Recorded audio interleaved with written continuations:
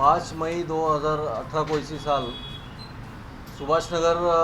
Area में MIDC police station के Subhash Nagar area में महावीर ज्वेलर्स नामक शॉप है। उस शॉप के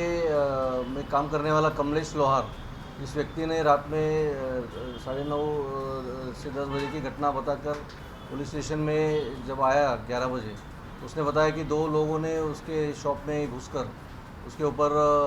कुछ स्प्रे मारा और स्प्रे मार के उसे बेहोश कर दिया। बेहोश करके उसके हाथ पैर बांध दिए और शॉप में का करीब 350 ग्राम सोना और कुछ कैश ऐसा मिलके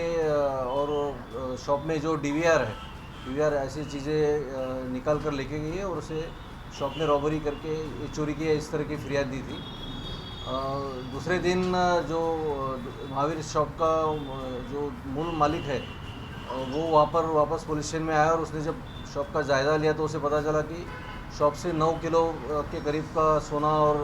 जो ज्वेलरी थी वो उसकी चोरी हुई है। बाद में ये बड़ी वारदात होने की वजह से सभी लोगों ने इसमें काफ़ी अलग अलग एंगल से पूछताछ की। टेक्निकल एविडेंस है, फोरेंसिक एविडेंस है, जो रिकॉर्ड पे के सभी गुनहगार है, इन सभी की काफ़ी छानबीन की शिनाख्त की गई। और उसी दरमियान ये जो कंप्लेनेंट था, जो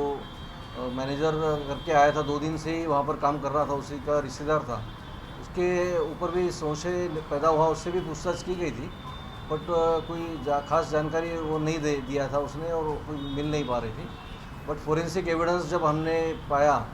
जिससे ये पता लगा कि वहाँ कोई स्प्रे यूज़ नहीं किया गया था